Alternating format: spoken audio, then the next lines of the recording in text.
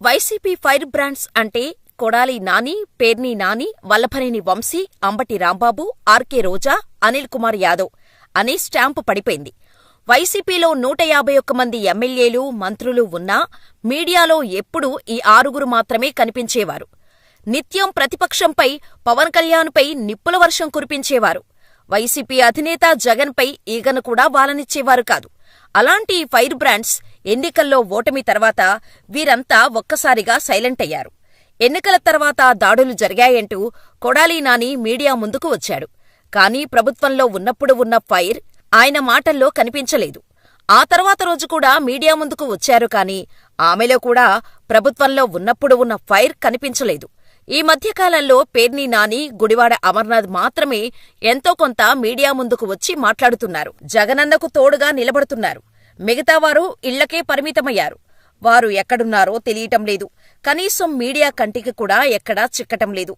ఢిల్లీలో జగన్ ధర్నా చేపట్టిన తర్వాత కూడా వీరు కనిపించకపోవటం తెలుగు రాష్ట్ర ప్రజలు జగన్ సైన్యం ఏమైపోయింది, జగన్ ఒక్కడే ఒంటరై పోరాడుతున్న వారి నాయకుడికి అండగా ఎందుకు రావటం లేదు అనే ప్రశ్నలు ప్రజల్లో వినిపిస్తున్నాయి.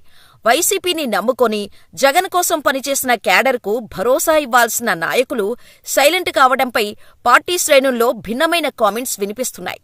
అధికారంలో ఉన్నప్పుడు దర్భాన్ని ప్రదర్శించి వివాదాస్పద వ్యాఖ్యలు చేసిన నాయకులు ఇప్పుడు జగన్ని ఒంటరి చేయడంపై మండిపడుతున్నారు. ఇదిలా ఉంటే వైఎస్ జగన్మోహన్ రెడ్డి మొదలుకొని ఆ పార్టీ నాయకులందరికీ ఇప్పుడు రెడ్ బుక్ టెన్షన్ పట్టుకుంది. వైసీపీ ప్రభుత్వంలో జరిగిన అరాచకాలకు కూటమి ప్రభుత్వంలో చట్టపరంగా న్యాయం చేస్తామంటూ నారా లోకేష్ రెడ్ బుక్తో వైసీపీ నాయకులను హడలెత్తిస్తున్నారు. దీనికి సీఎం జగన్ సైతం కౌంటర్ ఇచ్చారు. కూటమి ప్రభుత్వం తప్పుడు కేసులు పెట్టి వైసీపీ నాయకులను జైళ్లకు పంపిస్తుంది. రెడ్ బుక్ పేరుతో వైసీపీ నాయకుల మీద కక్ష సాధింపు చర్యలకు పాల్పడుతున్నారు. తిరిగి మా ప్రభుత్వం అధికారంలోకి వచ్చాక అందరి లెక్కలు సరిచేస్తామంటూ వైసీపీ అధినేత జగన్ టీడీపీ నాయకులను హెచ్చరించారు. ఇదే విషయాన్ని ఢిల్లీలో నిర్వహించిన ధర్నాలో సైతం చెప్పుకొచ్చారు.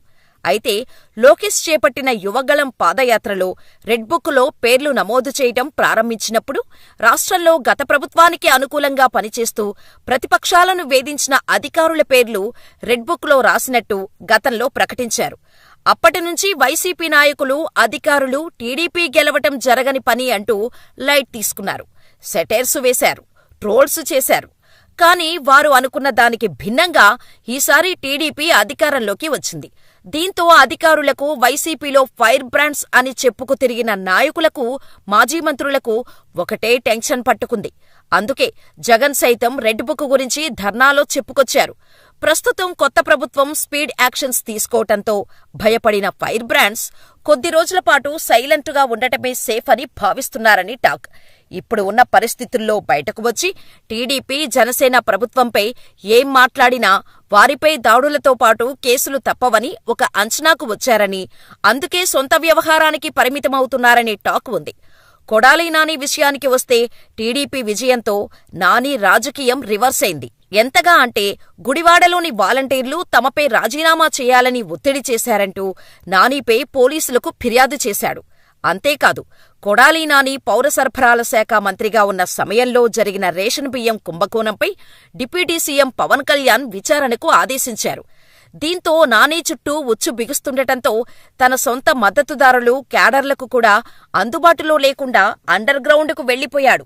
రోజా 2 ఏళ్లపాటు ఏపీ ఐఏసీ చైర్మన్గా, మరో 2.5 ఏళ్లపాటు టూరిజం శాఖ మంత్రిగా పదవులు అనుభవించిన రోజా ఇక అధికారంలో ఉండగా వారానికి 2 సార్లు తిరుమల దర్శనం చేసుకునేది.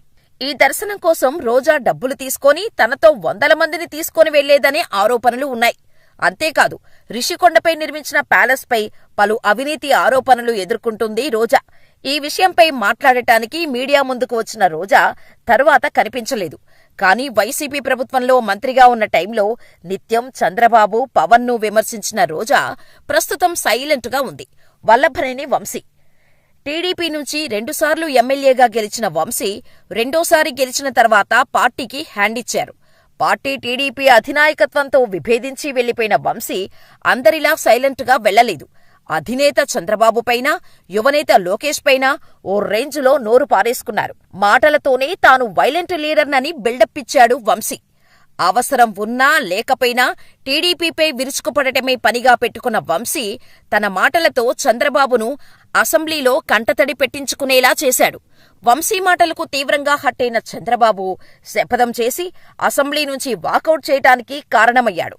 అప్పట్లో ఆ ఇన్సిడెంట్ దేశవ్యాప్తంగా వైరల్ అయిందంటే ఎంత తీవ్రంగా ప్రభావం చూపించిందో అర్థం చేసుకోవచ్చు. వంశీ వ్యాఖ్యల వల్లే చంద్రబాబు శపథం చేసి మరీ సీఎం అయ్యారు కానీ మాట తూలిన వంశీ కనీసం ఎమ్మెల్యేగా కూడా గెలవలేకపోయారు. సుమారు 36,000 ఓట్ల తేడాతో ఓటమి పాలయ్యారు. ఇప్పుడు కనిపించకుండా పారిపోయాడు అంటున్నారు గన్నవరం ప్రజలు. అనిల్ కుమార్ యాదవ్ అయితే నెల్లూరు వ్యవహారాలు పట్టించుకోవటం లేదు. 2019 ఎన్నికల్లో నెల్లూరు సిటీ నుంచి గెలిచారు అనిల్ కుమార్ యాదవ్. మంత్రి కూడా అయ్యారు. దీంతో ఇష్టారాజ్యంగా వ్యవహరించారు. కనీసం నెల్లూరు జిల్లాలో వైసీపీ సీనియర్లకు గౌరవం ఇవ్వలేదు. ఆయన తీరుతోనే చాలామంది సీనియర్లు టీడీపీలోకి వెళ్లిపోయారు. మొన్నటి ఎన్నికల్లో వైసీపీ నెల్లూరులో ఓడిపోవటానికి అనిల్ కుమార్ యాదవ్ తీరే కారణమన్న ఆరోపణలు ఉన్నాయి. ఈసారి నరసరావుపేట ఎంపీగా పోటీ చేసిన అనిల్ ఓడిపోయారు. ఎన్నికల తర్వాత కొందరి నేతలు మితిమీరిన వ్యాఖ్యల మూలంగానే ఓడిపోయానని చెప్పుకొచ్చారు. తాను ఆ జాబితాలో ఉన్న సంగతిని మరిచిపోయారు. ఓటమి తర్వాత వైసీపీకి మద్దతుగా మాట్లాడేందుకు సైతం ఆయన ముందుకు రాకపోవటం విచిత్రం.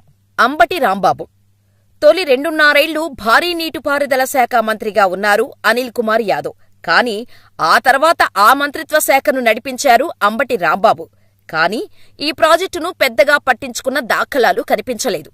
పోలవరానికి సంబంధించి మీడియా వాళ్లు ప్రశ్నలు వేస్తే తనకు సబ్జెక్టు తెలీదని, మీరు ప్రశ్నలు అడిగితే నేను సమాధానం చెప్పాలా అని ప్రశ్నించిన ఘనత అంబటికే దక్కుతుంది.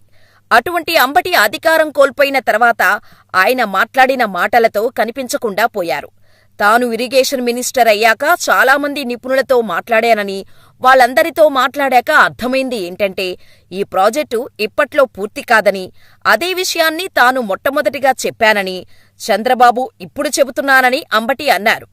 పోలవరం ప్రాజెక్టు అసలు ఎవ్వరికీ అర్థం కాదని, ఎందుకంటే అది తనకు అర్థం కాలేదని అంబటి ఈ సందర్భంగా వ్యాఖ్యానించటంతో రాష్ట్ర ప్రజలు నవ్వుకున్నారు.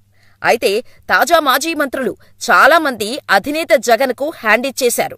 పేర్ని నాని, గుడివాడ అమర్నాథ్, సిదిరి అప్పలరాజు మాత్రమే మీడియా ముందుకు ధైర్యంగా వచ్చి మాట్లాడుతున్నారు. సీనియర్లుగా ఉన్న ధర్మాన ప్రసాదరావు, బొత్స సత్యనారాయణ, మిగతావారు పూర్తిగా అజ్ఞాతంలోకి వెళ్లిపోయారు. అసలు వైసీపీలో ఉన్నామా లేదా అన్నట్టు ప్రవర్తిస్తున్నారు.